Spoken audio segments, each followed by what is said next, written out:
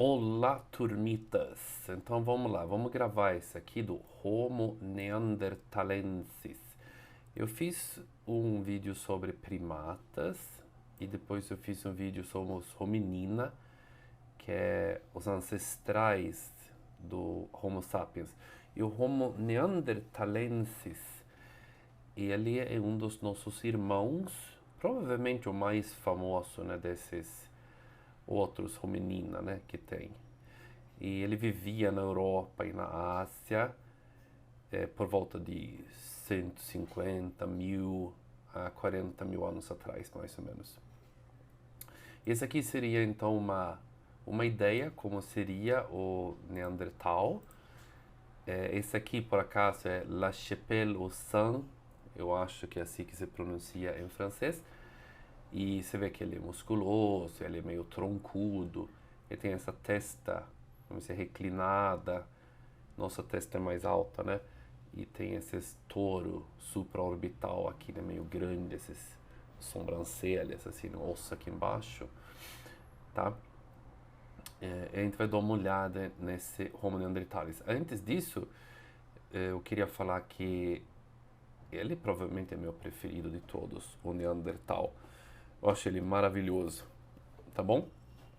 E se a gente vê aqui, esse aqui eu mostrei em outro vídeo. Esse aqui é do Ernst Haeckel, depois do Darwin fazer, né, a origem das espécies, e o pessoal começava a correr atrás, né, de quem dava origem a quem, basicamente.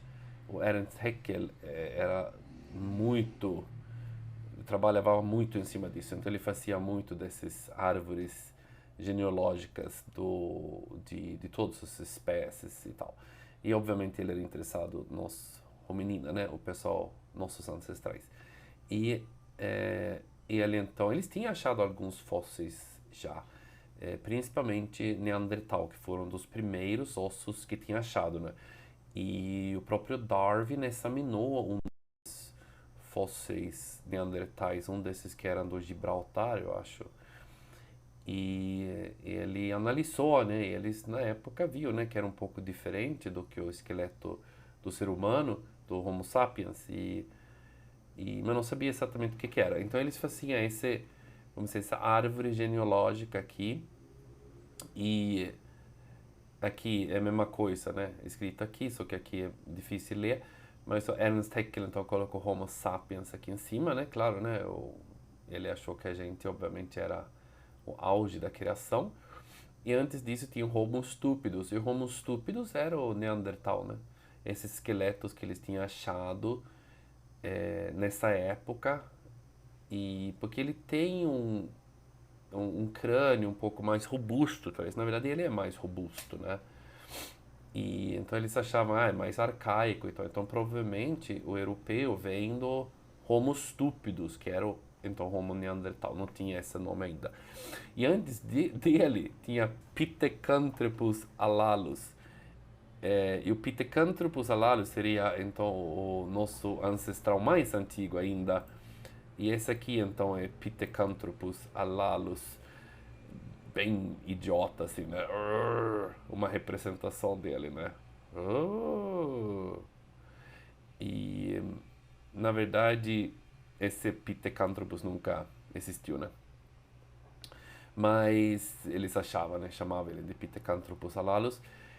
E alalus significa que não sabe falar. Alá, lá, lá, lá, lá, lá, lá. Era isso que ele falava, então ele era bem burro, assim. Depois desse super burro, veio o Homo stupidus, que era um pouquinho mais burro, um pouquinho menos burro, aliás, e depois o Homo sapiens, o auge da criação, super inteligente e tal. Obviamente essa árvore aqui não convém, né? Não é assim, tá? É bem diferente. Se vocês querem saber como o ser humano surge, pode ver o meu vídeo lá sobre a árvore genealógica dos hominíneos. Vamos dizer, o Neandertal, ele sempre teve esse preconceito, né? A gente tem esse preconceito com o Neandertal, que ele era um homem robusto e burro né? Você vê filmes do Hollywood, os Neandertais, todo tonto, não sabe falar e tal. E tudo indica que não era bem assim, né? Que ele era bem mais inteligente do que a gente imaginava. Então, vamos lá. Homo neanderthalis, o que a gente tem? Então, voltando aqui, você vê a diferença, né, do Pithecanthropus halalus, aqui muito idiota, e, e a representação que você faz hoje, né, de um rosto neandertal. É muito mais parecido, talvez você veja que esse touro supraorbital é grande e tal, mas poderia ser uma pessoa poderia pegar o metrô aí na cidade, ninguém ia nem ligar muito, né? Agora, se esse cara entra no metrô aí, você fala, caramba, que é isso aí? Mas esse aqui é uma pessoa, né? Você vê aqui uma pessoa, como nem a gente. Ele tinha uma altura de 152 a 168 centímetros, isso é aproximado, então você vê que ele é mais baixo do que um ser humano, um Homo sapiens. Peso era razoavelmente alto pela altura, né? Então o homem de 168 pesava 80 quilos, e isso não tinha obesidade, né, naquela época, né? Então era um puro músculo isso aqui, então ele era muito, muito reforçado. O cérebro, você vê que é grande, o ser humano tem por volta de 1500 cúbicos, centímetros cúbicos. Então ele corresponde mais ou menos de tamanho de um ser humano de hoje, no Homo sapiens. E você vê que você achou vários esqueletos completos, vários fragmentos de pelo menos 275 indivíduos, e está aumentando, né? E hoje em dia também você conseguiu tirar DNA, né, dessa coisa que chama DNA antiga, que eu vou mostrar depois. Então você tem uma sequência do DNA, você tem vários, aliás, de vários neandertais que você tem a sequência inteira. Então, teoricamente, você vai conhecendo muito mais profundo o Neandertal. Porque com osso, você acha fósseis, você consegue falar, o cara ele tinha músculo grande, a altura que ele tinha, o osso era grosso, olha o ângulo do osso. Você consegue descobrir muita coisa, mas com genética, você descobre coisas fisiológicas dele, né? Você sabe que ele, por causa disso, teve pele branca, né, por exemplo, e sabia que ele provavelmente tinha olho azul e talvez até cabelo vermelho, essas coisas. Então, assim, você descobre muito metabolismo, como funcionava e tal. Então, a gente vai ver isso um pouquinho. Então, você tem muita mais informação hoje do que tinha antes, né? E aí tem essa coisa aqui que você fala 430 mil anos, 430 mil anos mais ou menos, há 40 mil anos atrás, que os neandertais somem da Europa e da Ásia.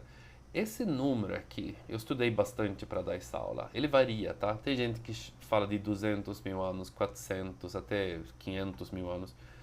E isso depende um pouco o que você acha que é um neandertal. Porque essa coisa do... Quando uma nova espécie surge, não é que ele um dia é uma espécie, o dia seguinte é outra. É um processo tão devagar que dependendo um pouco como o que você entende o que é o Neandertal, você fala, eu acho que os Neandertais de 430 mil anos eram Neandertal. E o outro vai falar, é um tipo de pré-Neandertal. Tudo bem? É a mesma coisa que o do ser humano, na verdade. Tem uma discussão se a gente tem 200 mil anos ou 300 mil anos. É uma discussão o que é um Homo sapiens de verdade, né? Quando ele surge. Então você fala muito assim de anatomicamente moderno, né? Você fala ele é idêntico a gente, né? Anatomicamente. Aí é mais ou menos 200 mil anos atrás.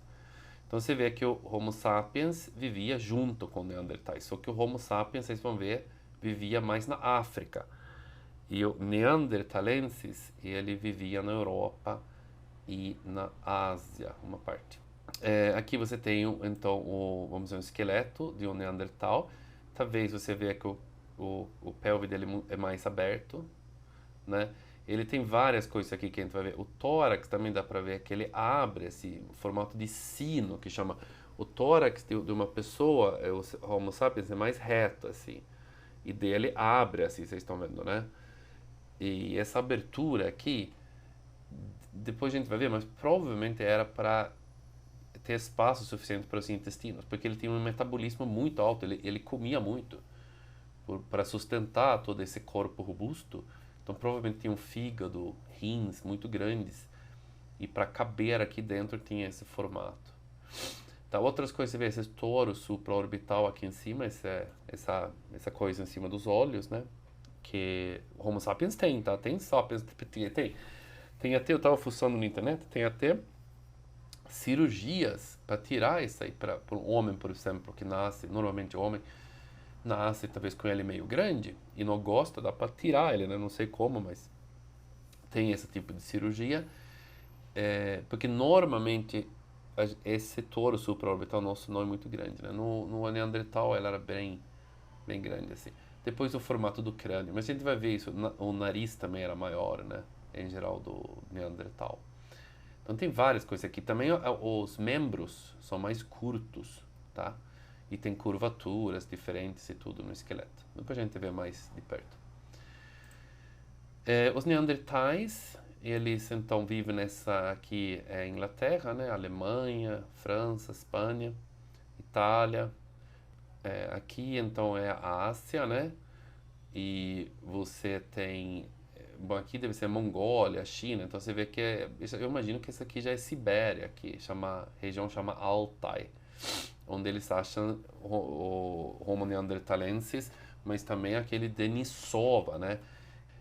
E você acha ele também no Oriente Médio, olha que interessante. Pouca gente sabe, talvez, mas o Neandertal estava no Oriente Médio, porque a gente sempre pensa que o Neandertal ele era adaptado ao frio, né? Vivia no frio, porque era de gelo, né? Mas ele também vivia aqui em temperaturas mais temperadas aqui embaixo. Então, o que a gente tem aqui vamos dizer, a gente está no Pleistoceno, que é 2,58 milhões de anos atrás, até 12 mil anos atrás.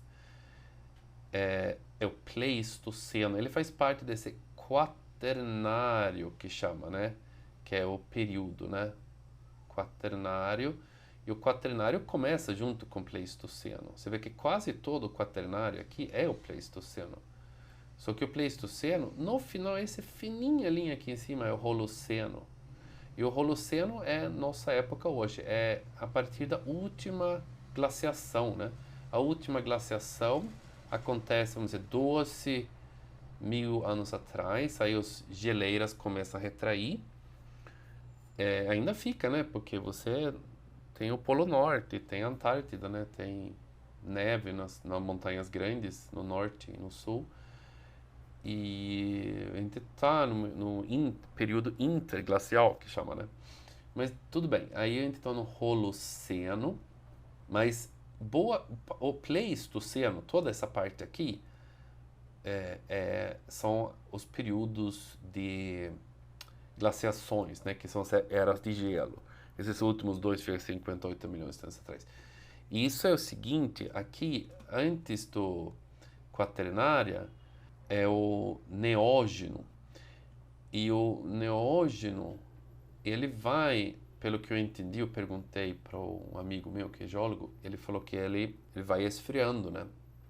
Por milhões de anos vai esfriando devagarzinho e chega aqui no Quaternário e começa a ter ciclos maiores de glaciação. Então gela e depois retrai o gelo. Gela, retrai o gelo. E obviamente assim, são milhares de anos para isso acontecer, esses ciclos.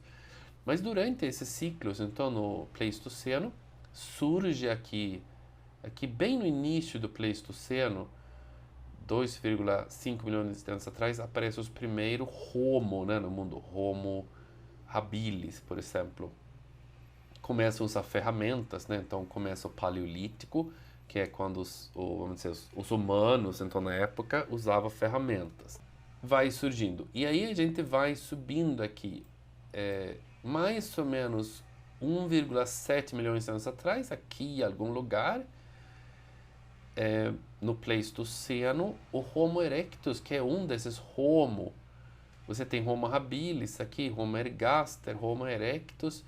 E o Homo erectus, ele sai da África. É o primeiro humano, vamos dizer, que sai da África e acaba chegando na Europa e na Ásia e tal. Então ele globaliza, vamos dizer, a humanidade um pouco. E depois 0,6 milhões de anos atrás, aqui em algum lugar no Pleistoceno, mas no final do Pleistoceno aparece uma turma que chama Homo heidelbergensis. E o Homo heidelbergensis, ele surge aqui 0,6 milhões de anos atrás, e ele entra também na Europa, Ásia, mas também está na África. Antigamente chamava eles de Homo rhodesiense, né? Mas hoje em dia normalmente se fala que todo era Homo heidelbergense. Homo heidelbergense na África acontece uma especiação, né? Que o heidelbergense na África, uma parte vira Homo sapiens. E na Europa acontece a mesma coisa, só que os heidelbergenses na Europa, na mesma época, faz a especiação para o Neandertal. Então, o Neandertal e o Sapiens são irmãos, né? Tem os mesmos pais, né? Que era o Heidelbergense. Então, o Heidelbergense, com certeza, era nosso ancestral, tá? Porque nós somos Sapiens. E também, ele é o ancestral também de todos os Neandertais. Depois, rapidinho, assim, não vou estender isso aqui muito, mas Homo antecessor, antes de Heidelbergense chegar aqui na Europa, você vê bem antes, 1 milhão de anos atrás talvez, tem uma espécie que você percebe que está na Europa.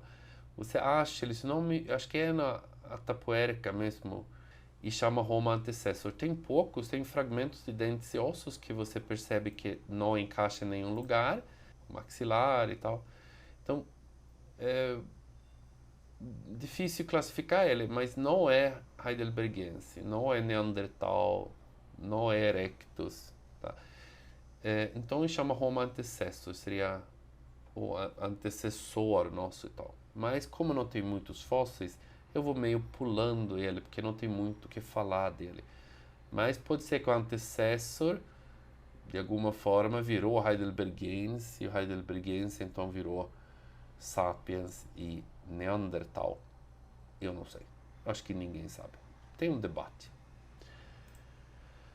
Então, Homo heidelbergense, nosso ancestral. Então, ele surge na África e ele espalha pela África, Europa e Ásia. Uma boa parte. Aqui é a extensão dele. Então você vê que ele ocupa boa parte da África. Antigamente essa parte africana do heidelbergense chamava rhodesiense, mas hoje em dia todos eles são chamados heidelbergense basicamente. E o heidelbergense, você vê que ele já é meio grande, né? Nosso tamanho mais ou menos, um pouco menor, né? A média pesa mais ou menos como a gente, ele é um humano já meio grande. E o cérebro já é grande. Então, assim, tem muito debate se o heidelbergense falava, já tinha língua, já conseguia se expressar. Não dá para saber, né? Então, quando não dá para saber, você fala, então acho que não falava. Então, mas eu imagino que provavelmente teve algum tipo de língua já com esse tamanho de cérebro, tudo. Aí depende de outras coisas, depende das cordas vocais, o osso hioide aqui em cima. Tem um monte de coisa de coordenação do cérebro com a boca, né? E a língua e a respiração para você conseguir falar.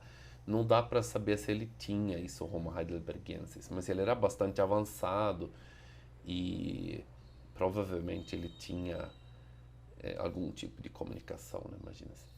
De qualquer forma, ele está aqui na Europa também, heidelbergensis. Então, heidelbergensis aqui embaixo, aqui nessa área aqui mais assim, que chama desses lagos grandes aqui embaixo, né? Daquele African Rift, né? O Rift africano.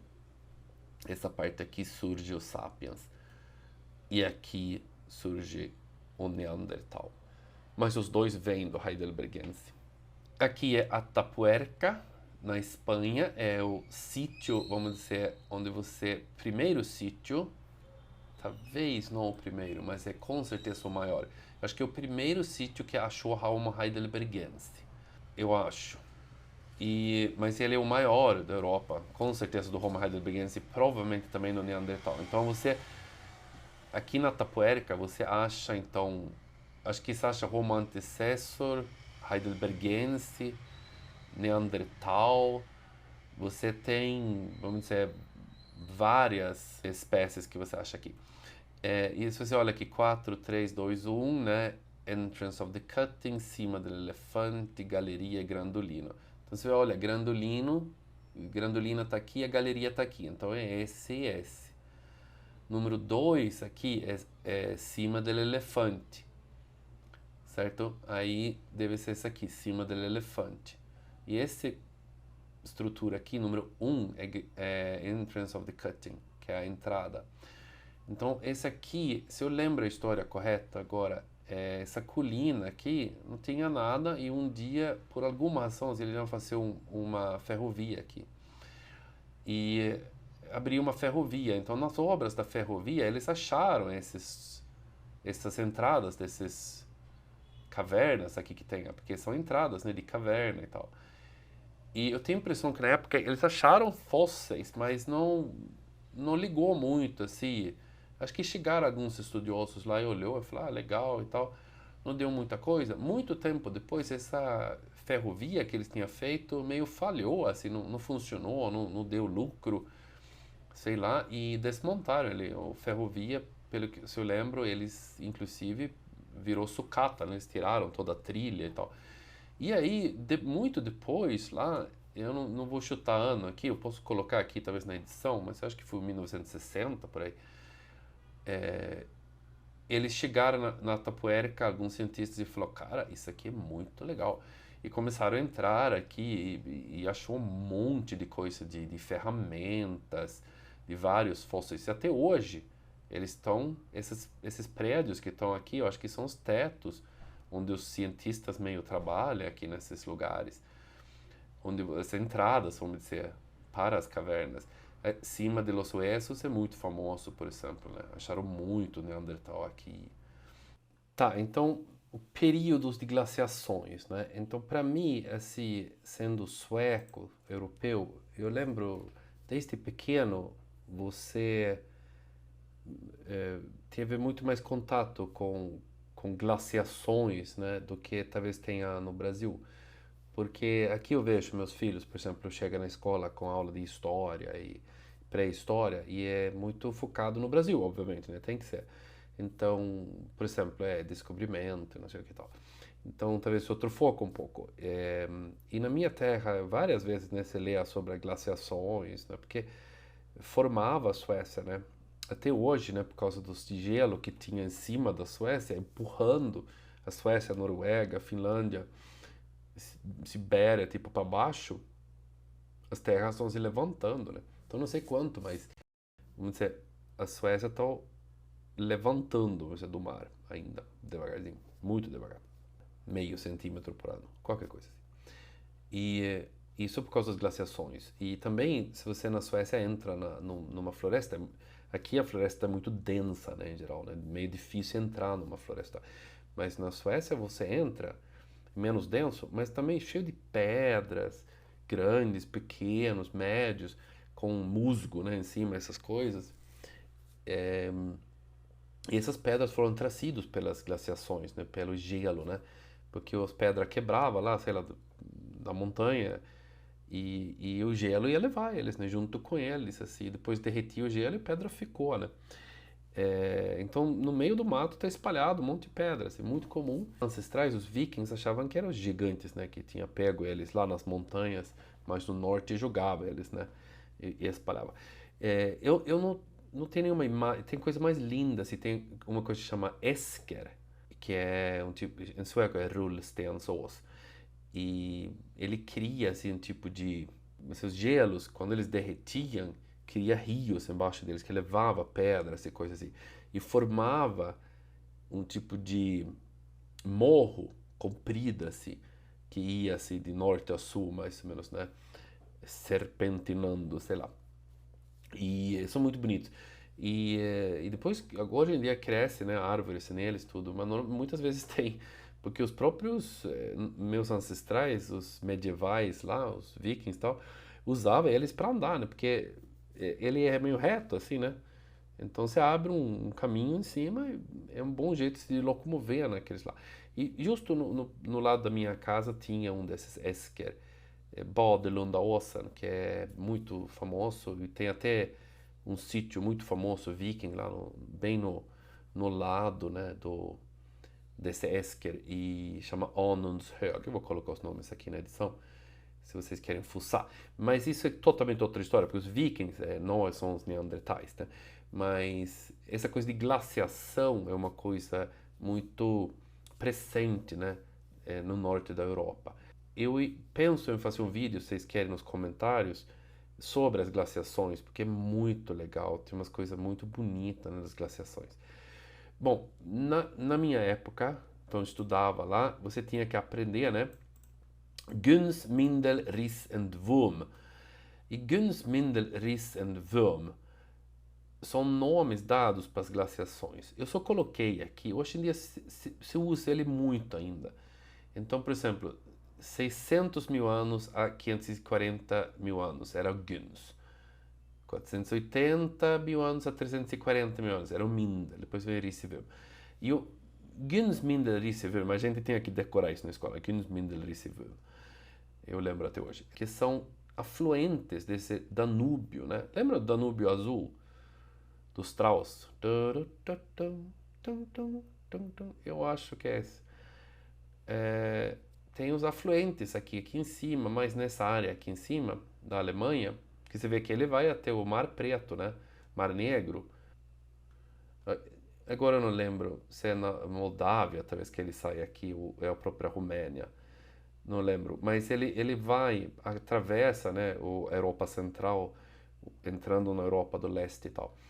E de qualquer forma, esses afluentes aqui, Günzmindel, Riss e Würm, eles deram nome às glaciações, porque eles perceberam aqui nos Alpes, né, esses primeiros geólogos percebiam que tinha coisas nas montanhas, pedras, esses esker que eu falei, um monte dessas coisinhas, que eles falaram, bom, o único jeito de explicar isso aqui é que tinha as geleiras numa época não tão muito distante, as geleiras da montanha tinham descido, né? Eles marcam as montanhas de alguma forma, assim e tal. E o Günz, vamos dizer, a glaciação do Günz chegou até o rio Günz, né? E o Mindel chegou até o Mindel, Riss e Würm. E acabou tendo esses nomes. Mas eles uma glaciação aqui nos Alpes, né? Você vê que nos Estados Unidos, esse Günz chama Pre-Illinoisan. E esse Würm chama Wisconsin Glaciation. Porque eles não chamam de Würm, porque lá é tipo, esse é do Wisconsin, esse aqui é Pre-Illinoisan e tal. Hoje em dia, para leigo, nas aulas, talvez você usa ainda, você lê, quando eu estudei isso aqui agora para dar essa aula, ainda usa Günz, Mindel, Riss e Würm para classificar essas glaciações, que é o que a gente vai ver, né? Porque é aqui que surge os Heidelbergense, né? A partir daqui que começa a chegar os Neandertais, né? Depois tem glaciações antes disso, né? Mas isso eu não sei o nome. Mas hoje em dia, você usa um outro jeito, que eu vou mostrar depois, de falar essas glaciações. Mas se a gente olha, por exemplo, essa aqui seria a geleira, né? Você vê Islândia completamente cheio de gelo. Aqui o Murmansk, esses lugares aqui, você tem o Finlândia, Suécia, Noruega, boa parte da Dinamarca, Polônia, Alemanha e tal. Tudo coberto de gelo. Isso aqui não é neve, tá? É gelo, centenas de metros de gelo. Então, dependendo se é verão, vamos dizer, no verão, talvez tá aqui no inverno, ele vai crescendo aquilo lá. Era muito gelo. Então, aqui era inabitável, vamos dizer, não tinha, talvez tinha alguma vida aí, mas basicamente não tinha muito gelo, não tinha muita comida, difícil crescer alguma coisa. Só gelo, gelo, gelo, gelo. É tipo Antártida, assim.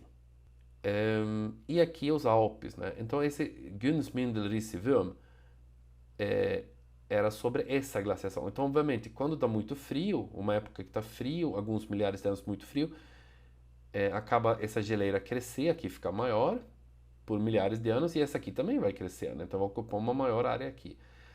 E se você vê a mesma coisa assim no resto do mundo, né? Não é só na Europa, né? Você vê a América do Norte, aqui o Rocky Mountains, por exemplo, completamente coberto. Canadá coberto completamente de gelo, né? De ponta a ponta. Groenlândia Nem dava para ver a Groenlândia, era coberto de gelo. E o gelo, mas o Polo Norte hoje em dia é desse tamanho, alguma coisa. O Polo Norte, vamos dizer, o geleira chegava assim, uma boa parte da Terra no norte, o mar estava gelado. E aqui então um pouco difícil ver, aqui Itália, Espanha, França, ponta cabeça, né? Suécia.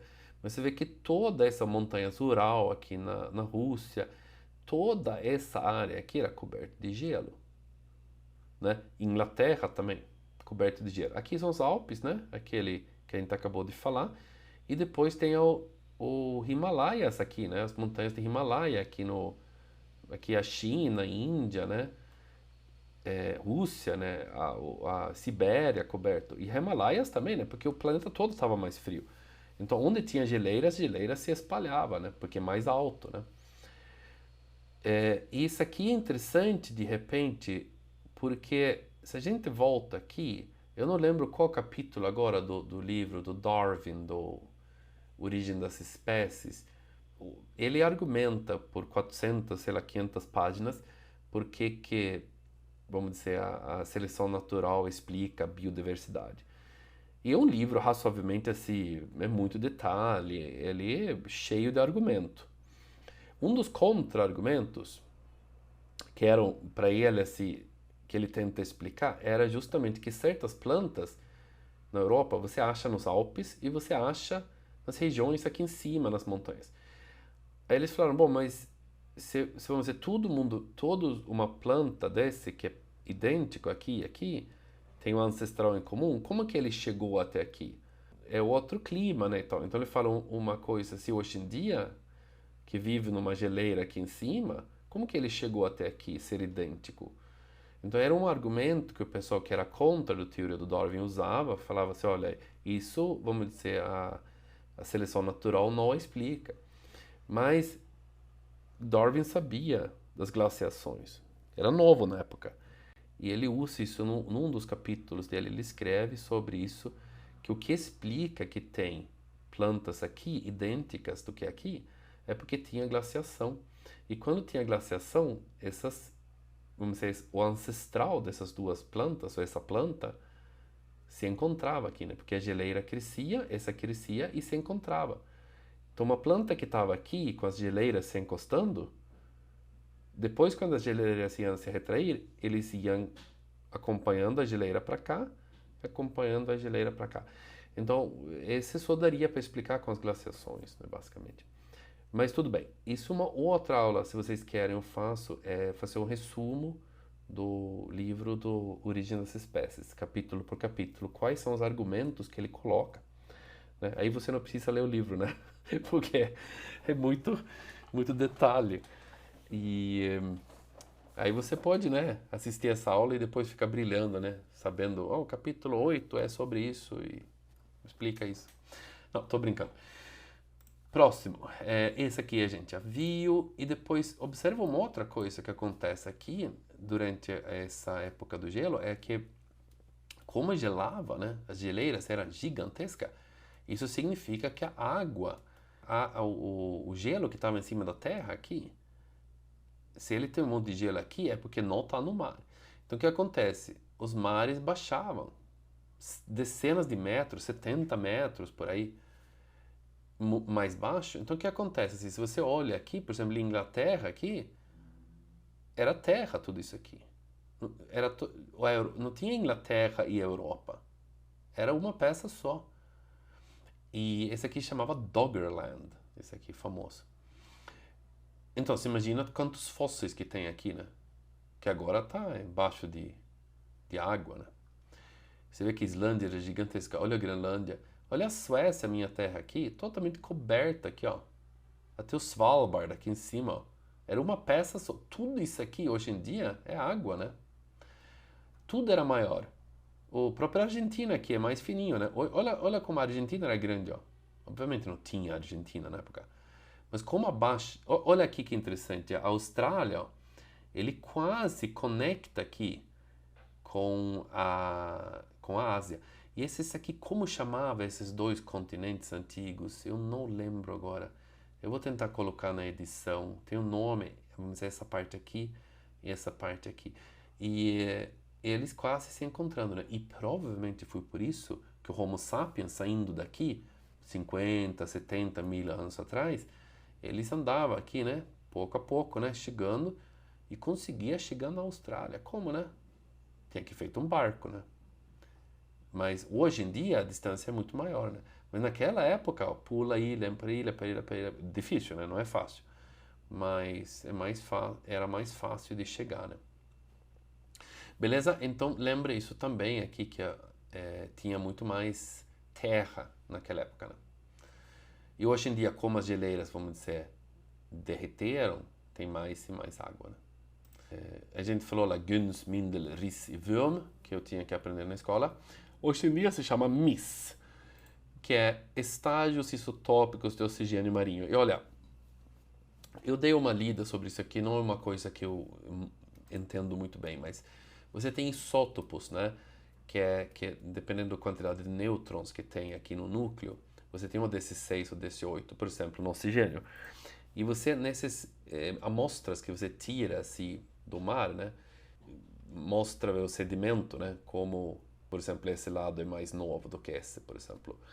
E aí você mede os isótopos e sabendo que você tem muito, por exemplo, 18, que seria então, tem 2 nêutrons a mais, você então está no mais frio, né? Então você consegue hoje em dia com muita mais exatidão saber se estava frio ou não.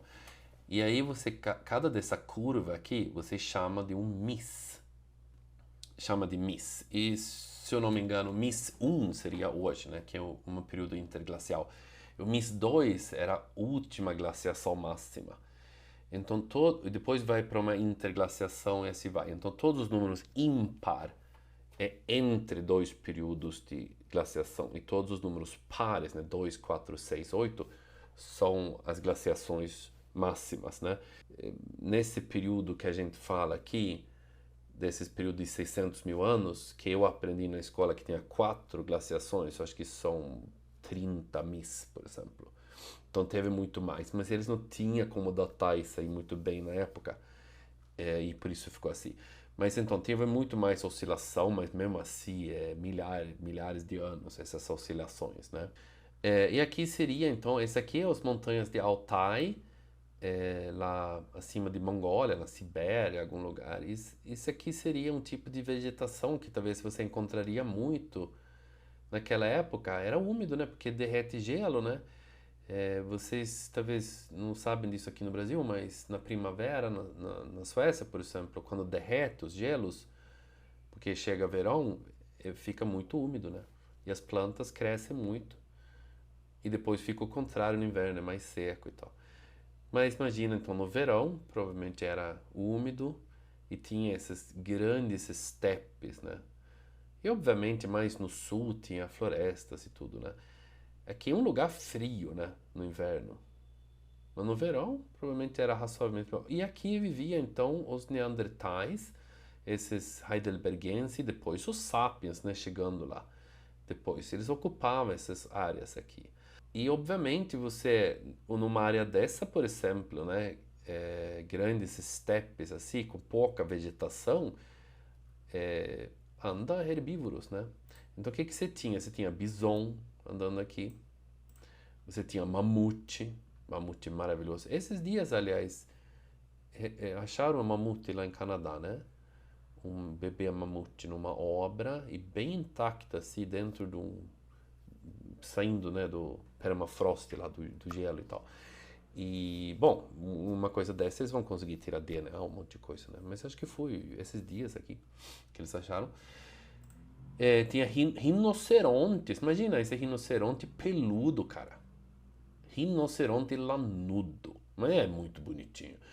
E esses eram grandes, e todos esses aqui eram caçados pelos neandertais. Então, vamos lá, o neandertal não era fraco não, viu?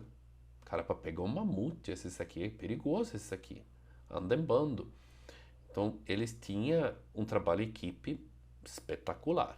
Isso quase certeza. Então, falava essa coisa de línguas, por exemplo. Será que eles falavam? Ah, bom, se você junta uma turma de ser humano, para caçar esse bicho aqui, eles não podem falar, começa a ficar difícil. Se você pelo menos consegue falar, você consegue montar um plano, né? Ah, você vai para cá, eu vou para cá, vamos assustar ele dessa forma. É mais fácil.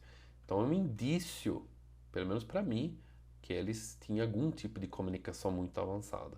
Se você caça esses bichos aqui, não é fácil. E você não tem arma, tá? Você tem tipo estacas, é o que você tem. Junta uma turma aí de 20 dos seus amigos, vê se vocês pegam um cara desse. Não dá. Tem que ser muito bom para caçar um mamute, né? Então, imagina-se então que esses neandertais então vivia num ambiente mais ou menos assim. Era super adaptado a frio, a gente vai ver também. Então, usando agora a nomenclatura MIS, então MIS 15 a 9, né, mais ou menos 600 mil anos atrás, surge então na Europa o Heidelbergense, tá, que a gente falou. Depois vem aquela coisa assim, 300 mil anos atrás, no MIS 8 e 6, aparece o pré-neandertal. Mas isso aqui é um debate, tá? Não dá para falar que é um pré-neandertal.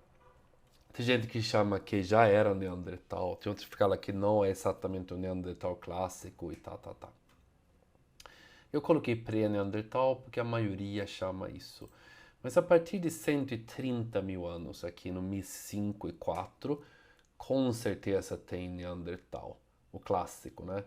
Aí você tem sabe que tem neandertal já. E o Sapiens chega a 43 mil anos atrás, durante o MIS 3, 4 aqui. 3 e 2, aliás, desculpe. Sapiens chega antes, tá? Mas a invasão dele da Europa, vamos dizer que ele realmente toma posse da Europa por volta de 43 mil anos atrás. E a extensão dos neandertais é 40 mil anos atrás. Então, em 3 mil anos aqui, some os neandertais. Os últimos neandertais você acha no Gibraltar, se eu não me engano, lá no sul da Europa, né, abaixo da Espanha. E aí tem explicações por que é extinto, depois eu vou falar. Antigamente achava que o Sapiens chegou e matou os neandertais. Talvez não é tão simplório assim. Provavelmente houve brigas, mas também houve casalamentos, porque você sabe que eles tiveram filhos juntos. Ok, ordem cronológica de achados fósseis. Aqui o Philip Charles Schmerling estuda, ele acha nessa criança de Engis, na Bélgica, e esse é o primeiro, então ele faz a descrição e o pessoal meio acha que, esse aqui é estranho, né? Deve ser uma criança com deformação, deve ser uma patologia, ok. Muito tempo depois, 1856, tem um outro osso aqui que você acha no meio, que eu não lembro agora, mas tanto faz. 1856 tem o Neandertal 1, que vira o holótipo, que é, vamos dizer, o que realmente descreve a espécie. Isso em Feldhofer Grotte, que é na Alemanha. E esse Feldhofer Grotte fica no Vale do Neander, por isso que chama Neandertal. Tal em alemão é vale. Então, Neandertal, Feldhofer Grotte. E você vê esse touro supraorbital aqui, super pronunciado. Um bom site procurar essas coisas esse é do Don Hitchcock, no Don's Maps. Tá aqui, ó. Tem várias coisas aí com fotos dele. Ele viajando em museus, tirando foto. E ele me deu o direito de usar essas imagens aqui. Maravilhoso. Pode entrar nesse site aqui, fuçar. Ele é espetacular. Depois a gente tem, então, esse aqui é o Feldhofer Grotte, aqui é o rio Düssel. E ele era assim num barranco, assim, tem uma gruta, né, que eles entraram e achou os fósseis.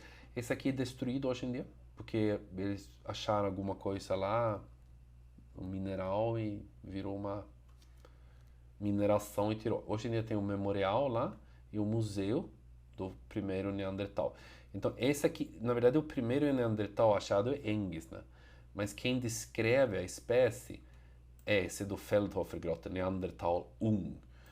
Tá? E só depois que eles perceberam, mas não tinha essa criança de Engis lá. será que ele também é um Neandertal? E começaram a olhar e falar, cara, Engels também é um Neandertal.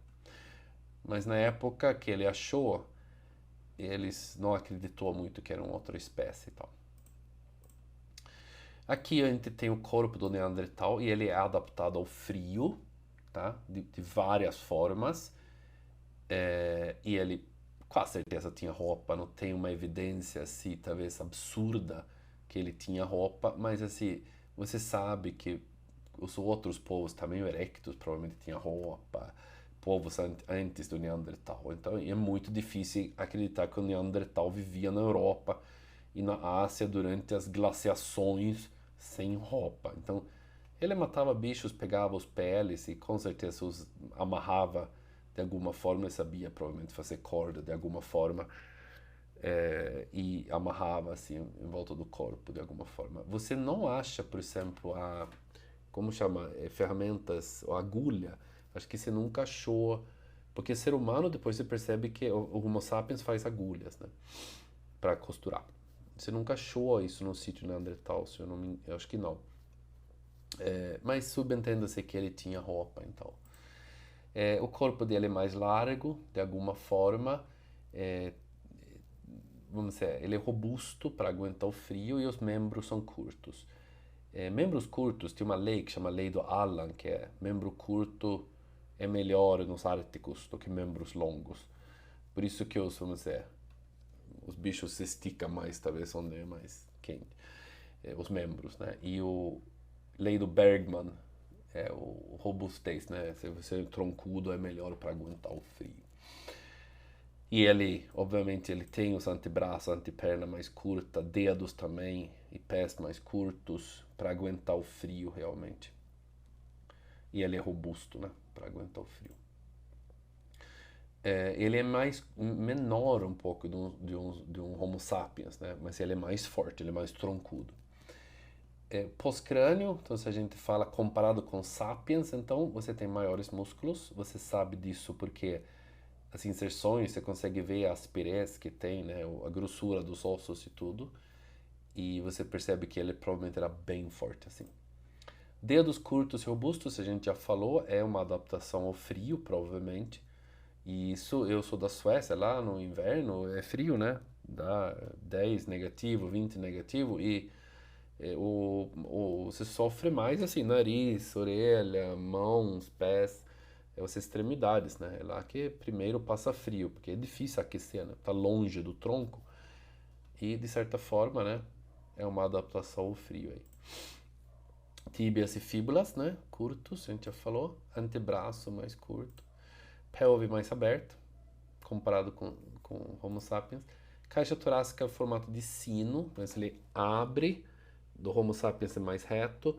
E provavelmente para poder dar espaço ao fígado grande que provavelmente tinha, os rins, talvez o intestino, ele provavelmente comia muita carne e precisava muita proteína e tal, e precisava um fígado potente aí para eliminar, por exemplo, nitrogênio, alguma coisa assim.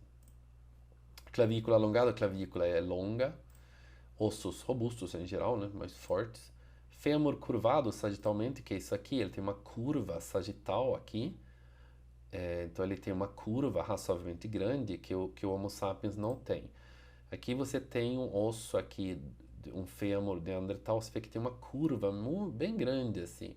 Um sapiens, se você olha um fêmur de um sapiens, ele é bem mais reto assim, mas tem curva também. E aqui, na verdade, um estudo do De Groot de 2008 está na minha lista depois de referências, se vocês querem ler, é um teste de PhD, 200 e poucas páginas sobre curvatura do fêmur e tíbia e fíbula. Se você gosta de coisa técnica, você lê. Ele é interessante de ler. Mas você olha assim, de sapiens hoje em dia, olha, esse aqui é um tipo de PSC1, PSC2, aqui é um tipo de curvatura. Mas o PSC1, tudo bem, curvatura do fêmur. Valor negativo significa pouca curvatura. Por exemplo, African American, né? Americanos de origem africana. Basicamente, né, africano, então, da Sub-Sahara, assim. Tem um fêmur mais reto. E, por exemplo, Alasca russos, esquimó, esses povos mais do Polo Norte, eles têm mais curva aqui no fêmur. Mas isso é uma diferença assim, que você tem. Não dá para classificar um ser humano. Tem uma variação gigantesca dentro dessas populações, mas você tem uma tendência de... Ninguém sabe exatamente por quê. Pode ser deriva, simplesmente, né? Por acaso, é uma evolução neutro, né? Ou tem algum tipo de vantagem adaptativa. Talvez, vamos dizer que é mais fácil, eu estou chutando aqui, fácil se locomover em países mais quentes, por exemplo. Simplesmente mostra uma certa diferença aqui entre certos povos, mas são diferenças minúsculas, né? Se você vê 300 páginas de tese aqui sobre curvatura do fêmur. Legal. Então, se você olha o esporte, o Neandertal seria o campeão do mundo no rugby. Você bota um monte de Neandertal. Ele provavelmente era rápido, explosivo, muita força e troncudo. É bem o que um bom jogador de rugby tem que ser, né? Então ele provavelmente seria o campeão. Monta um time de rugby aí de Neandertais e ele provavelmente vai ser o campeão aí de alguma coisa. Dos Sapiens, por exemplo, é muito melhor em longa distância, né? Então imagina-se que o Neandertal, ele caçava, você chegava perto do bicho e matava ele. E o Sapiens, ele tinha mais aquelas características de ganhar por exaustão, né? Ele ia dias e dias atrás da presa, até que a presa não aguentava mais e matava ele.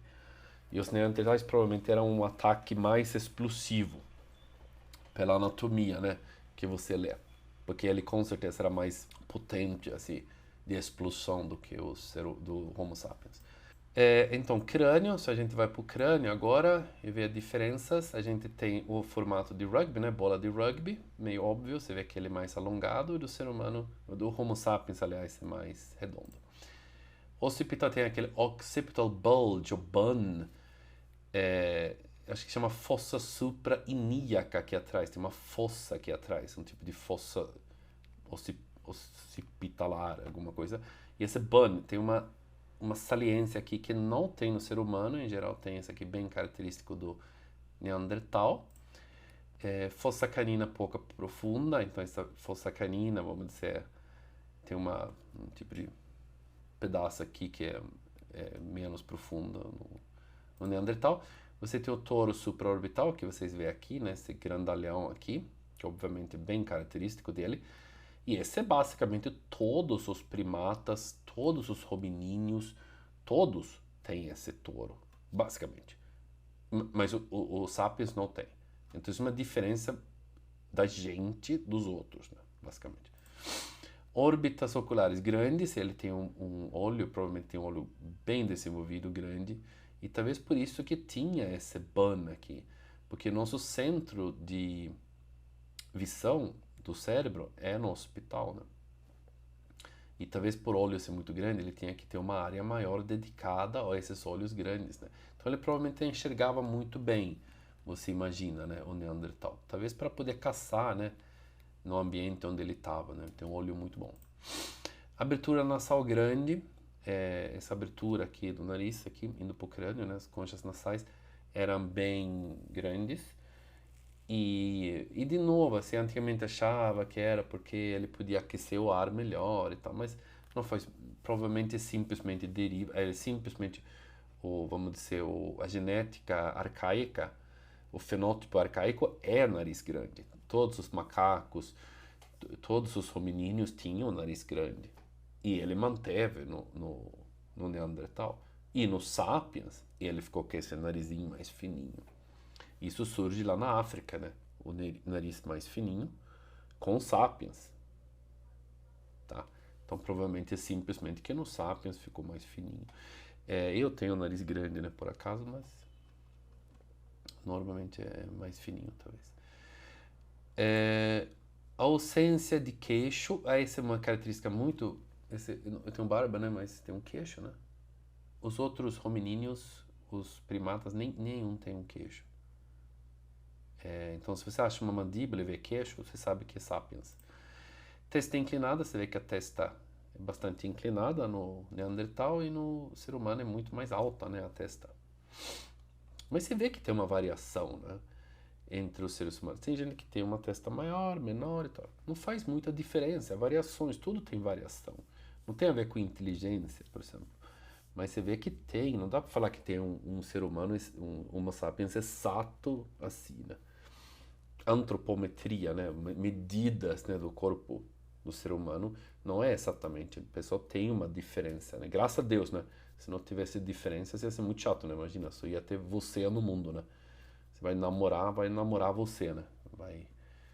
Vai numa festa, só tem você lá, né? Então, essas diferenças são importantes, né? Que a gente tenha diferenças, né? Então, tem muita essa coisa, né? Tem muita gente que acha que todo mundo tem que ser igual, igual, igual. Eu gosto de diferenças, acho que é legal, assim, tem que ter diferenças. Dentes maiores no Neandertal e prognata, ele tem essa parte aqui, midface, que chama, né? Um pouco mais para frente do que o Homo sapiens. E aqui tem, na verdade, um site do Museu da Austrália que você tem um crânio de Neandertal em 3D que você pode ver, assim. Entra lá, é bem divertido. Eu não sei se eu tinha direito, você vê que todas as coisas que eu publico aqui eu tenho direitos para publicar. Esse aqui não fiquei em dúvida se eu podia mostrar para vocês. Então, mas vai vocês aí e mexe.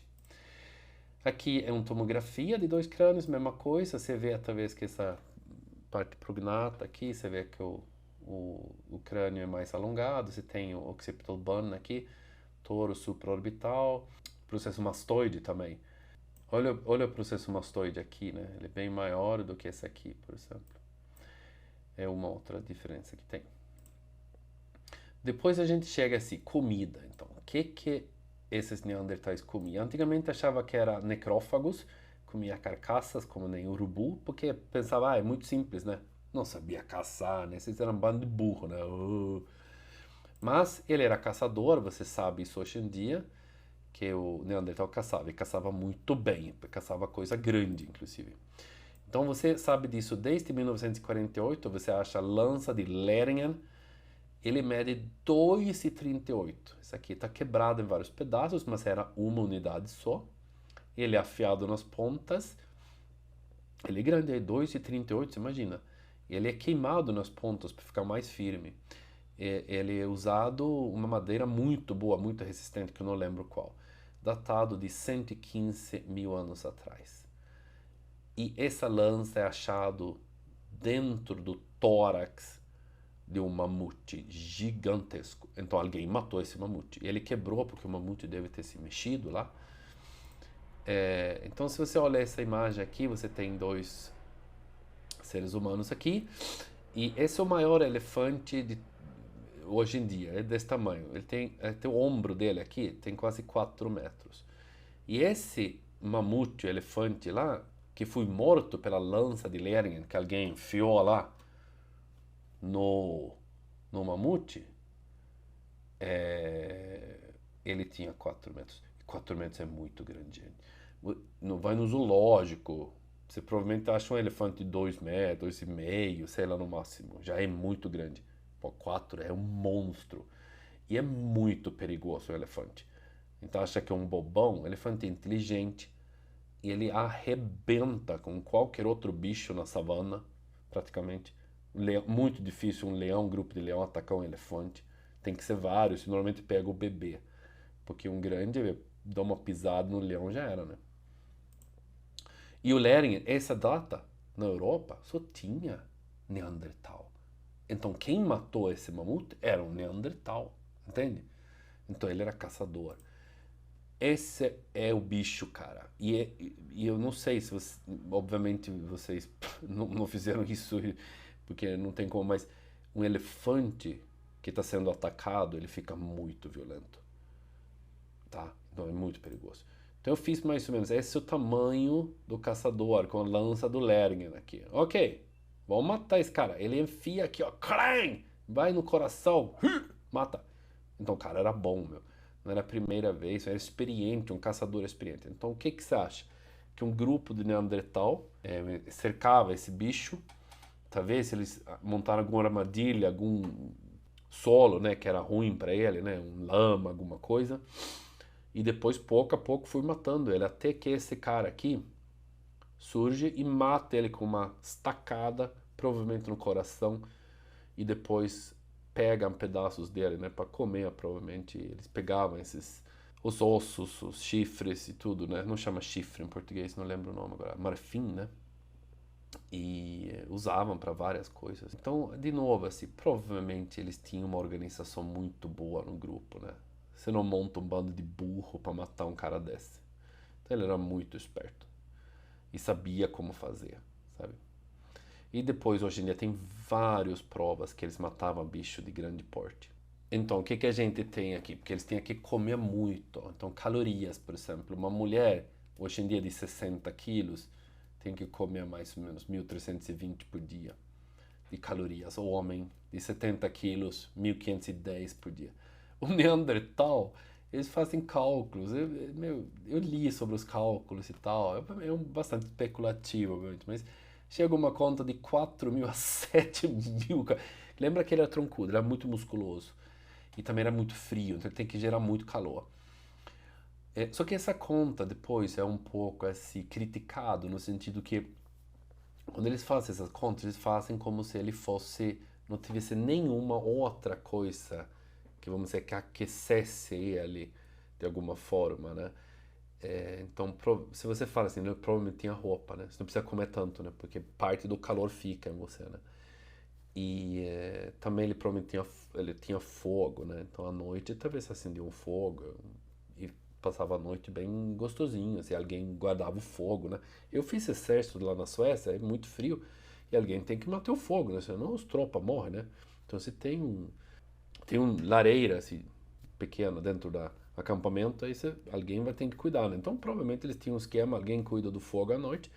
Então, se você tem isso, você não tem todo esse gasto calórico, porque, tipo, 7.000, você tem que comer, não sei, 2 quilos de carne, tipo, 2 vezes por dia, não sei. Essa é muita caloria.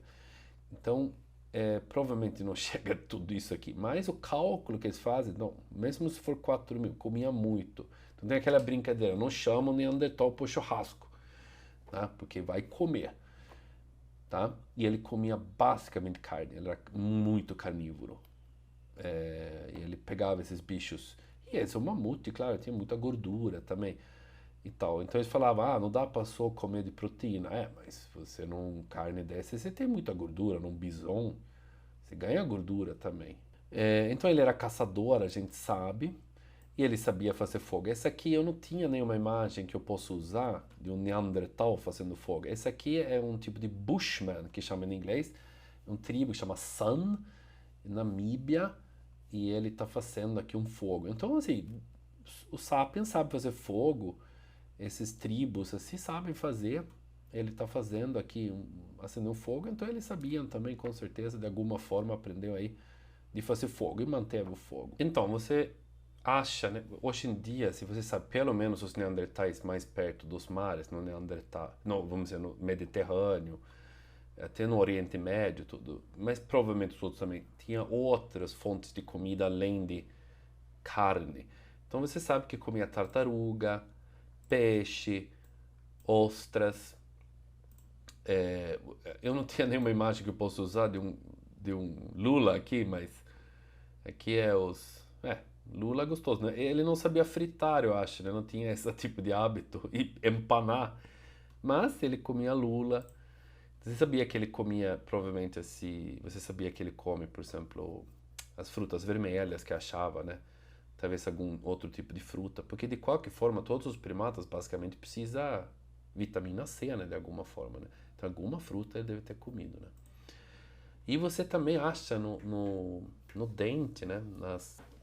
Você vê isso por causa de biofilme dentária, né? Eu acho que, como chama aqui? Placas, não é isso? Você tem aquela parte amarelada assim nos dentes. E você acha isso nos fósseis e consegue tirar informações, né? De proteínas, de carboidratos, talvez até coisas assim de DNA que ficou preso lá, de micro-organismos e tal.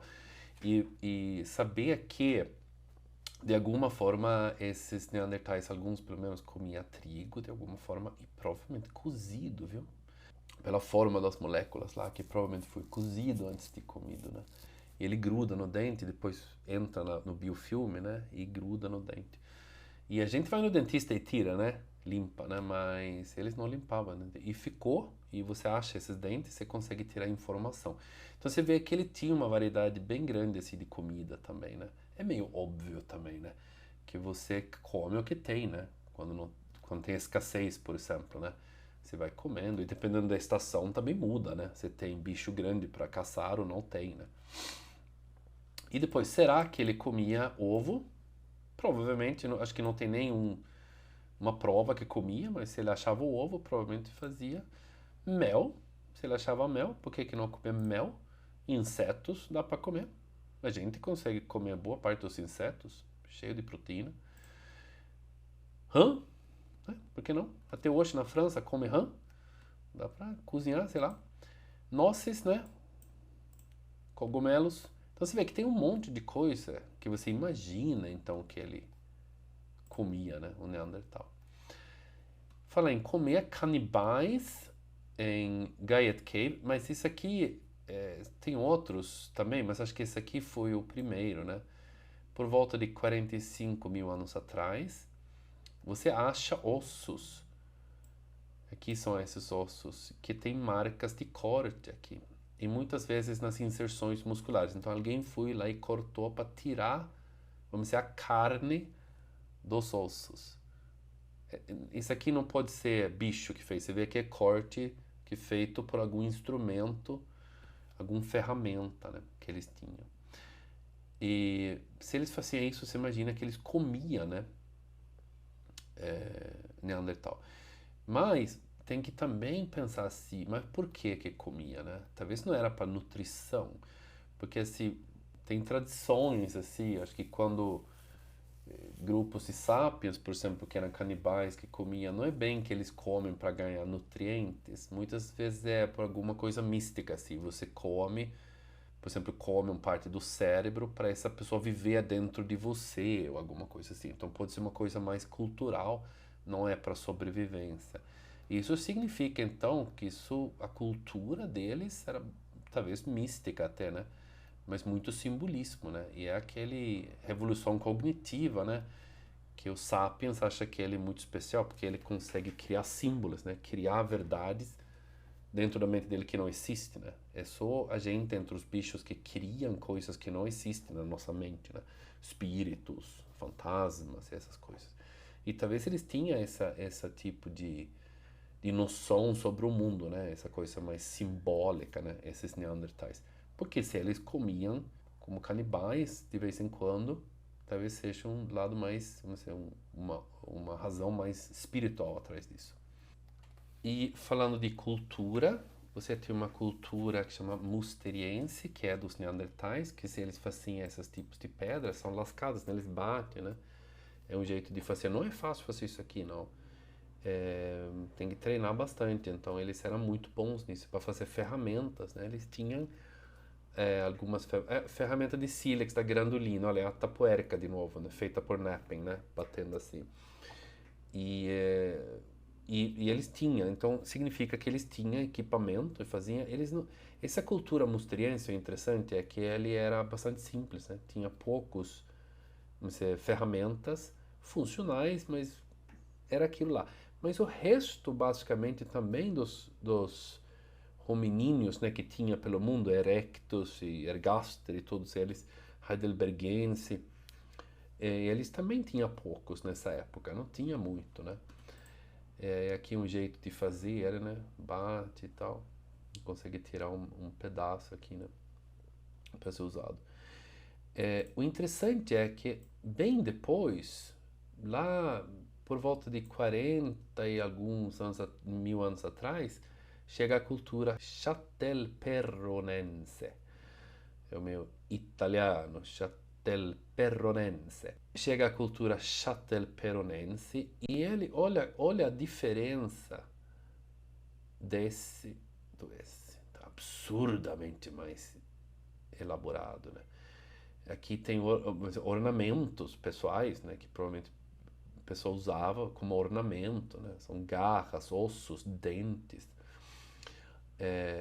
eles faziam tipo furadores, né, para furar alguma coisa. Bom, essa é a cultura chatelperonense. E chatelperonense, quando acharam, falaram, esse aqui é, é Homo sapiens, né? Porque o sapiens é o seguinte, uns 50 mil anos atrás, de repente, do nada, assim, do nada, mas começam de ter poucos ferramentas, de repente começa a ter um monte de ferramentas diferentes, super elaborados, mega bons. E aí você fala, que revolução é essa de repente, né? Por isso que eu falo, alguma coisa parece que acontece com Sapiens por volta de 50 mil anos atrás. Ele toma posse do mundo primeiro, né? Ele faz embarcações indo para a Austrália. Ele chega com ferramentas. O interessante é que essa cultura aqui, chatelperonense, hoje em dia você acha que é dos neandertais, porque onde você acha ele, você acha neandertais, fósseis. Mas aí vem aquilo lá. Esse aparece depois dos sapiens chegar na Europa. E aí você fala assim, será que eles talvez trocavam, né, essas ferramentas com os sapiens? Sapiens fazia, eles trocavam para peles, faziam negociação lá. O próprio Neandertal aprendeu com os sapiens como fazer, ou o Neandertal aprendeu sozinho, sem ajuda? Eu acho que ele aprendeu com os sapiens, ou tinha troca com os sapiens, ou ele, com os sapiens, como fazer ferramentas, decorações melhores. Mas não dá para saber. Mas é um pouco estranho você pensar que nos dois lugares, quase exatamente ao mesmo tempo, os dois inventam a mesma coisa. Pode acontecer, obviamente pode. Isso é uma especulação difícil de saber, mas eu tenho essa impressão que os sapiens chegaram na Europa e de alguma forma ensinou os neandertais, porque você sabe que teve um convívio entre eles a fazer essas ferramentas mais assim elaboradas. Você tem aqui na Krapina, na Croácia, nessa caverna. Hoje acho que tem um museu lá.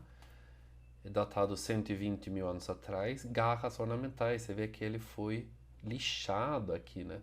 Então imagina-se que eles de alguma forma amarravam cordas, né?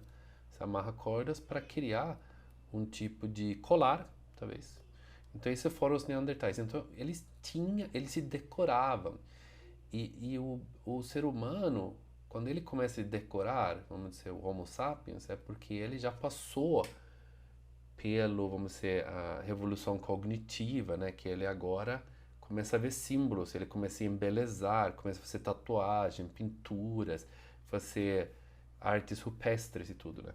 Isso surge 50 mil anos atrás, mais ou menos. Então, é interessante, se os neandertais faziam isso, porque 120 mil anos atrás, só tinha Neandertal, aí não tinha Sapiens ainda. Então os Neandertais se decoravam já, provavelmente. E nessa coisa de cultura, se você pensa assim, de decoração, você tem esses ossos aqui de pássaros que você acha que tem marcas de cortes. E é nas pontas, vamos dizer, do húmero, do pássaro, do ul, no rádio e tal, onde não tem carne. Então alguém foi lá para tirar as penas, é a única coisa que tem lá. Então eles, nesses pássaros, esses ossos que vocês estão vendo aqui, é desses pássaros aqui, abutre, milhafre, gralha. E eles pegavam essas pontas aqui, e todos é preto, né? Onde eles foram pegar, eram as penas pretas. Então eles eram meio góticos, assim, gostavam de preto. Você imagina que eles pegavam as penas e talvez montavam um colar, ou decorava, né? Pensa nos indígenas, por exemplo, né? Não tinha os pajé lá com aquela, não sei como chama, né? Cheio de pena. Não tem um jeito de se decorar. Então, não tem muita outra explicação além de decoração. E se eles decoravam coisas, você tem que entender que eles já tinham um sentido estético. E isso parece que surgiu mais, assim, 50 mil anos atrás, com os Sapiens. E se eles tinham isso aqui, independente dos Sapiens, é muito interessante, né? Porque eles também estavam indo para uma, vamos dizer, a revolução cognitiva, né? Mas o Sapiens, obviamente, acabou chegando primeiro e dominou o mundo, né? De alguma forma. E então, se a gente fala assim sobre o Neandertal, ele tinha língua, então, vamos lá. Porque uma coisa que você vê no Homo sapiens é que a gente tem uma língua muito desenvolvida, né? A gente consegue até produzir, explicar coisas que nem existe. A gente consegue até contar histórias, a gente faz muita coisa com nossa língua, né? Interessante saber, mas vamos dizer, os neandertais também tinham. Bom, você sabe que pelo menos você tem a possibilidade de ter Broca e Wernicke, né? Que são duas áreas, a área do Wernicke e a área da Broca. Broca é a produção da língua, né? Que tem muito a ver com o sistema motor aqui, né? Da boca, tudo. Para produzir a fala, que é muito complexo. Tem a ver com respiração, também um monte de coisa. E o motor cortex, né? O córtex motor é mais ou menos nessa área aqui, vamos dizer, ventral daqui do sulco central. Aqui atrás dele é a área sensorial. E o Wernicke aqui é o entendimento da fala. Então, assim, aqui, se você machuca aqui ou alguma coisa acontece, você não entende mais a língua. E aqui você não consegue mais produzir a língua. Então, esses são famosos, né, bem conhecidos, normalmente no hemisfério esquerdo, né, da pessoa, que eles ficam, né. E você, na hora que você vê o crânio de um Neandertal, você percebe que ele tinha essas áreas. Agora, não dá para saber que ele tinha a mesma função exatamente, né? Mas possibilita, pelo menos, ele ter uma fala, né? E outra coisa, você acha... Agora eu não lembro onde que acharam o rioídeo, né? Rioídeo é um osso que normalmente não acha fósseis, mas acharam um fóssil rioídeo neandertal. Na hora que você olha ele, você percebe que ele também funcionaria para produzir fala. Porque aqui embaixo são as cordas vocais, né? Aqui é o cartilagem do rioídeo, né? Aqui é o gogol, né? E aqui em cima tem o rioídeo. E o rioídeo, vamos dizer, a língua tá ligado nele, tem esses ligamentos, e tem a ver com, inclusive, com a deglutição, né? Engolir coisa. Então, sem esse rioídeo do formato que tem o ser humano, é muito difícil produzir uma língua parecida com a nossa. Mas, aparentemente, o Neandertal, então, tinha um rioídeo, um osso rioídeo que possibilita uma fala. Isso não significa que falava. Tá? O único jeito de saber isso, agora que tem o DNA do Neandertal, é criar o Neandertal, um clone, e ver se ele aprende a falar, né? Eu tenho quase certeza que sim. Não faz muito sentido ele não saber falar, eu acho. Mas não dá para saber. Então, aí falando nisso, né? Uma coisa muito importante a se pensar é: eles tinham algum tipo de medicina, aposentadoria, essas coisas, né? Porque normalmente no reino animal um animal tá doente, tá machucado, os outros animais meio abandona, né? Que vai morrer.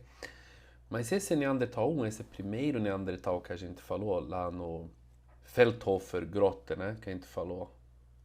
Ele tinha um problema meio grave aqui no cotovelo, que provavelmente ele recebeu criança, então ele provavelmente tinha muito problema de usar o braço. Esse aqui, La Chapelle aux Saints, ele tinha quadril quebrado, machucado um monte de coisa, acho que tinha... Bom, ele tinha vários problemas.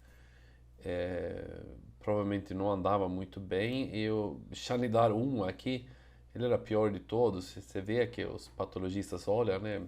O paleoarqueólogo provavelmente era cego, não sabia andar, um monte de problemas degenerativas.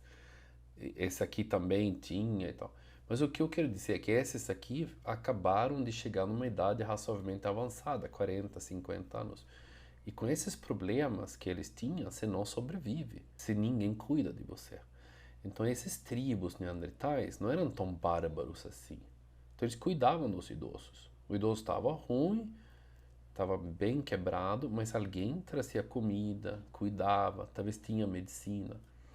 Então a gente tem essa ideia que o Neandertal era completamente um homem macaco, assim, hoje em dia você sabe que ele não era. Ele cuidava inclusive dos idosos, assim. E provavelmente cuidava então as pessoas enfermas, né, que tinham problemas e doenças. Assim. E aí você faz uns estudos e percebe que os machucados que esses neandertais tinham, né, é muito parecido com o pessoal do rodeio, né? De uma vida meio violenta, né? Quedas, brigas e tal. Então isso significa muito que eles eram caçadores, né? e principalmente caçadores explosivos que chegavam perto da presa para matar ele com lança. Então era arriscado. Tem muitas teorias por que era assim, né? E por que eles não pegavam presas mais fáceis? Porque tem também tipo, socialmente no grupo, para você se unir e matar um bicho grande, todo mundo em equipe, isso cria, vamos dizer, social bonds, né? Uma ligação social muito maior no grupo. E isso tem uma vantagem evolutiva, né? De certa forma, né? Para a sobrevivência, né? Do grupo conseguir sobreviver melhor, né? Então, talvez por isso que também caçava-se esses bichos grandes. Era um tipo de competição, depois virava festa, né? Você imagina, né? Matar um mamute, você tinha comida para um mês, né? Tem que comer rápido, né? Porque estraga, né? E era churrasco o dia inteiro, né? Imagina-se que tinha um lado muito também festivo, né? Junto. Depois vem a extinção. Por que que ele some, né? Por volta de 40 mil anos atrás. Bom, ele tinha um censo pequeno. Em determinada época tinha 70 mil, mais ou menos, numa área gigantesca. Lembra? Europa, indo para a Ásia. 70 mil é muito pouco. Talvez tinha pouca fertilidade. Ele tinha, vamos dizer, uma população efetiva, NE aqui, pequena, que ele tinha pouca genética, vamos dizer, diversidade genética, né, pequena. E o censo era pequeno. Então, imagina-se que o grupo andava de 35, sei lá, 20, 30, 50 indivíduos e era difícil achar outro grupo, né? Então, eles provavelmente tinham uma dificuldade assim de crescer em população, tá? Isso já não é muito bom geneticamente, né? Você acaba tendo mais dificuldade de mudanças ambientais, né? Porque você tem uma variedade pequena genética, né? Provavelmente tem endocruzamento, né? O incesto, né? Bastante, você percebe isso talvez quando você faz testes de DNA, provavelmente vai se provar mais e mais que houve isso. Mas depois você tem que entender também que eles também não eram idiotas, né? Então, assim, eles provavelmente tinham alguma coisa, assim, que eles sabiam que tinha um monte de grupos desses espalhados pela Europa, mas talvez eles tinham uma tradição que o dia mais comprido do ano, lá, 20 de junho, eles não tinham esses dias e meses, mas eles sabiam, talvez, o mês mais claro do ano, eles se encontravam vários grupos, assim, para provavelmente trocar artefatos, provavelmente trocavam mulheres, imagina-se que poderia ser uma possibilidade, né? Inclusive para aumentar aí a diversidade genética. Né? Porque você percebe isso, eu não falo por quando você olha o DNA dele, você percebe que tem uma patriarcalidade, que é que geneticamente você percebe que as mulheres se moviam mais. Significa que as mulheres provavelmente eram pegos e levados para a caça de um outro macho. Isso é bastante comum até hoje, né?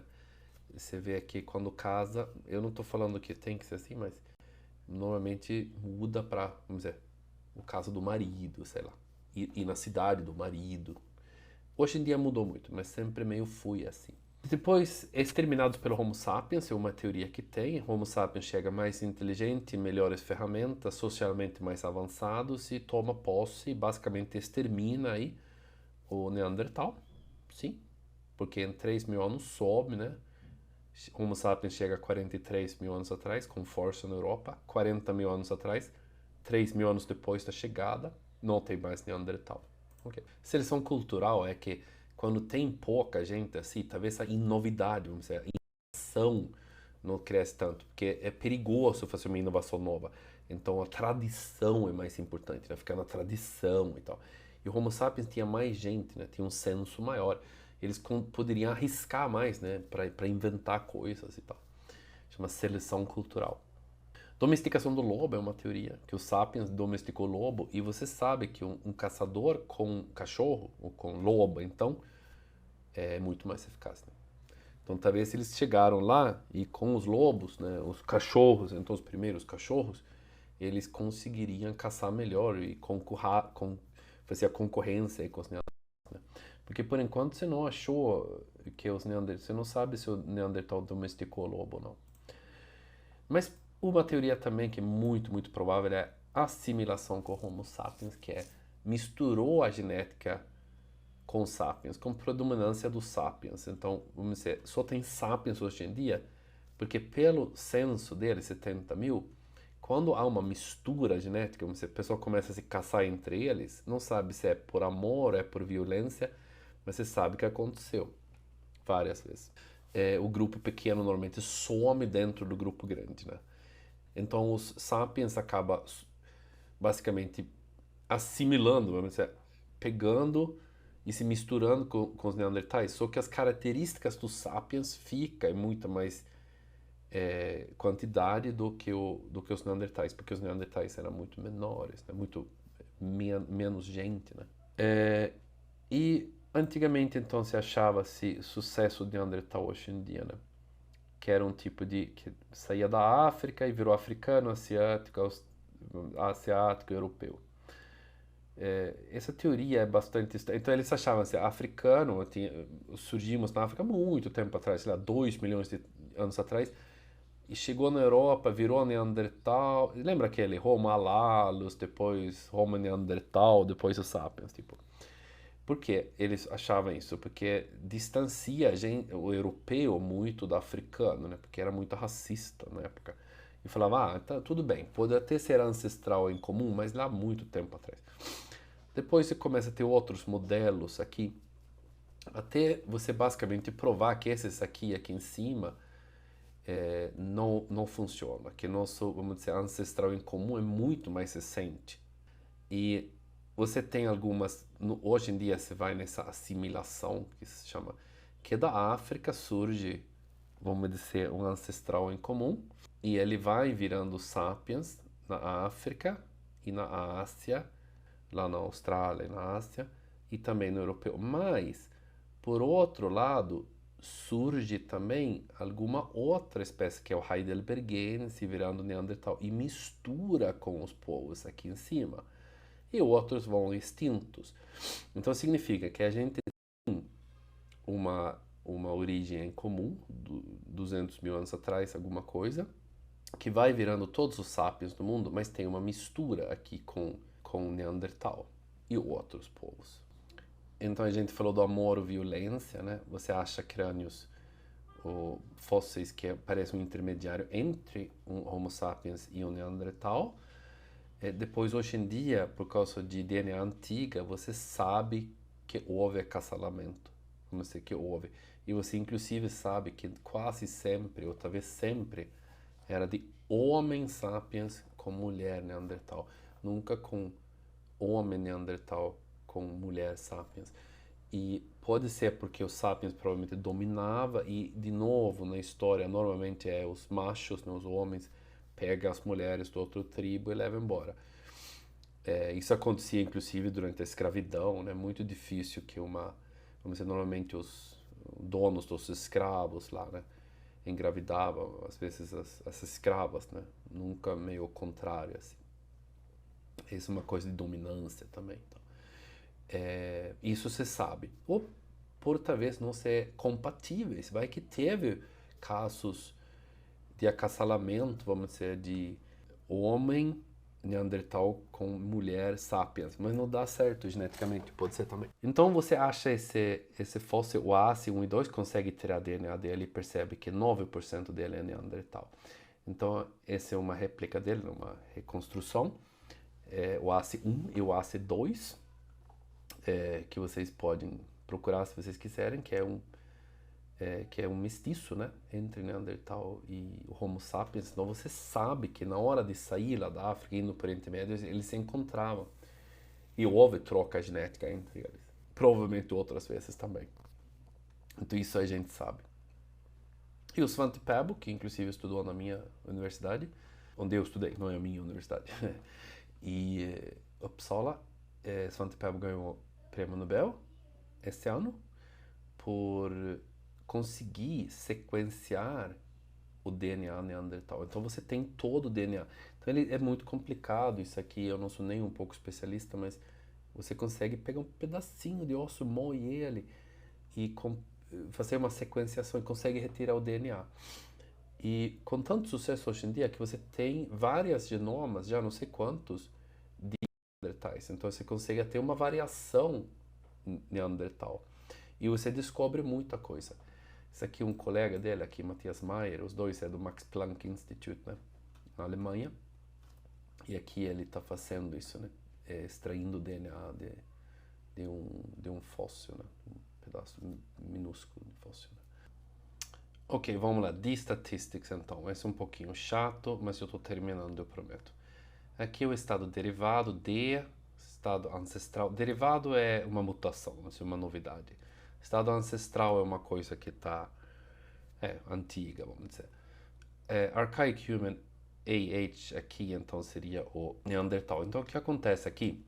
Você acha um polimorfismo, por exemplo, onde, vamos dizer, onde tem um polimorfismo é um lugar no DNA que tem uma diferença, tá? E você olha um lugar que o arcaico é derivado. Então você sabe qual é o ancestral, que é o normal, vamos dizer. Mas justo nesse ponto, o Neandertal tem uma mutação. Ok, o derivado. E aí você olha, comparado com dois humanos, e se você percebe que de vez em quando todos esses polimorfismos é meio misturado. Às vezes o derivado é do humano 2 e às vezes o derivado é do humano 1. Significa que não houve, vamos dizer, uma contribuição genética desse aqui. Porque a mutação aconteceu aqui antes do split, né? Vamos dizer. Então, o que acontece? Se a mutação acontece aqui, alguns vão ter, outros vão ter, alguns vão ter, outros não. Então, e no admixture, que é o que acontece, na verdade, aqui, é que o nosso Neandertal tá aqui, ele tem o derivado, tá? Mas você percebe que o humano 1, esse que você olha, ele também tem muito derivado. E a mutação tem que ter acontecido aqui, né? Vamos dizer. E aí significa que ele contribuiu genética para esse humano, comparado com esse. Não sei se dá para entender. Mas se você pega um africano aqui e um europeu aqui, você percebe que esse europeu, comparado com o africano, tem 1 a 3% a mais polimorfismos derivados. E a única explicação é que ele vem do Neandertal, que houve uma troca genética aqui. Então não é tão linear que como aqui. Que aqui não teria acasalamento, você não teria troca genética. E é isso que acontece quando você bota vamos dizer, dois africanos aqui que não teve essa mistura. Porque quando os africanos, os sapiens da África, saíram da Europa, só os que saíram encontraram os neandertais no Oriente Médio, depois na Europa, Ásia, e houve troca genética. Então essa troca genética que você percebe nesses polimorfismos, os que você acha, você tem uma tendência de ter muito mais parecido nesses polimorfismos, comparado com esses ancestrais, no Neandertal e os europeus asiáticos. Entendeu? Então, um pouco difícil isso aqui. Você pode estudar um pouco de statistics. É um pouco chatinho. Mas isso não significa... Aí o pessoal pensa assim, então, eu sou europeu? Então eu sou 3% diferente do africano. Não. Só significa que 3% dos meus genes vêm do Neandertal. Mas a maioria desses genes que vêm do Neandertal não são polimorfismos. São alguns só. A maioria, 99,9%, é idêntico com o africano, porque é todo ancestral. Então não é que o Neandertal ele era pouco diferente com a gente, e a pouca genética que ele passou para os europeus não mudou assim, absurdamente o europeu o asiático. Ele só significa que a gente sabe que o nosso ancestral, eu tenho um pouco de Neandertal em mim, por causa de D-Statistics, quando você faz essas contas. E o africano pode até ter, mas normalmente não. Estou falando abaixo da Sahara, né? Que esses povos que ficaram lá, eles não teve essa mistura, né, com Neandertal.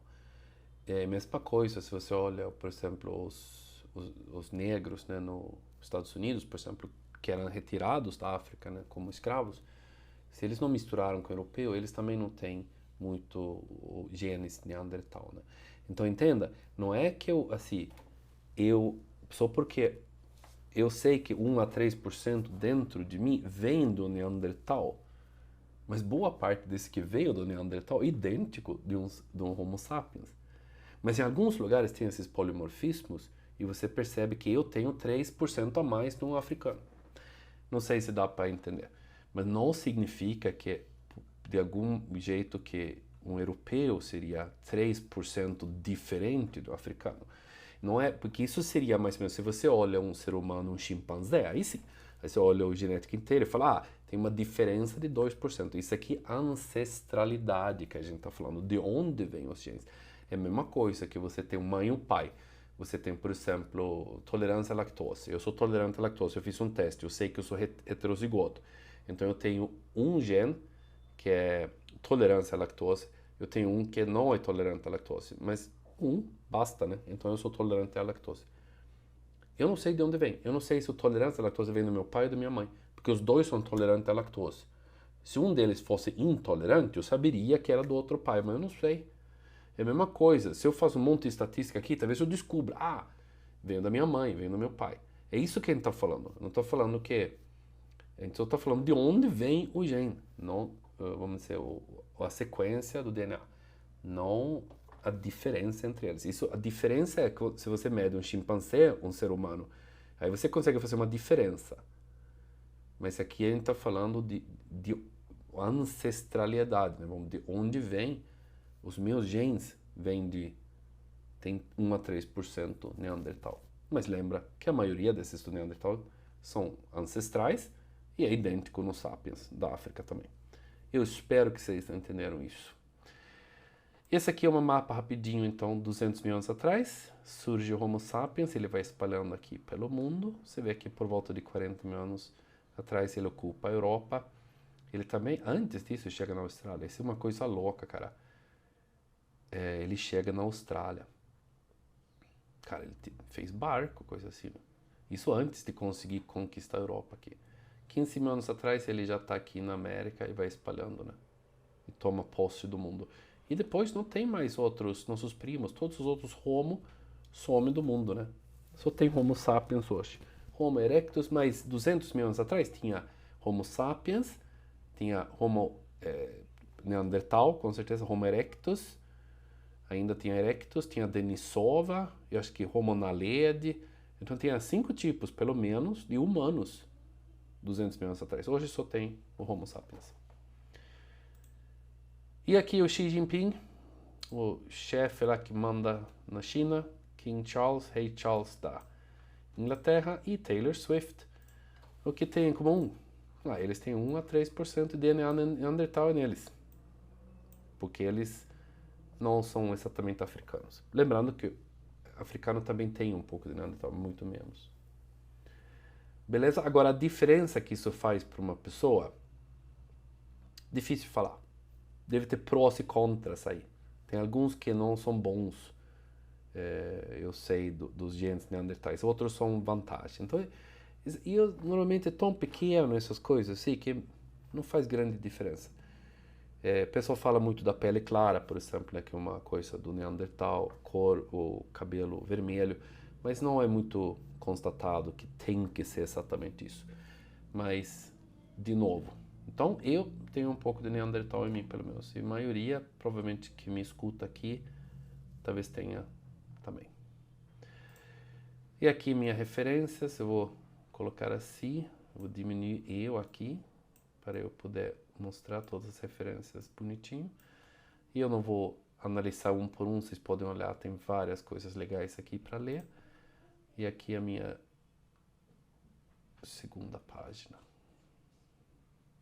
Beleza? Meus amores, seguinte, espero que vocês gostaram, eu tô cansado agora. Me manda no comentário outro tema que vocês gostam. Eu tô pensando em Era do Gelo, é legal, e o livro do Darwin, fazer uma revisão assim do Origem das Espécies. Mas provavelmente vocês têm melhores ideias do que Origem da Vida, também é legal. A origem da vida da Terra é legal.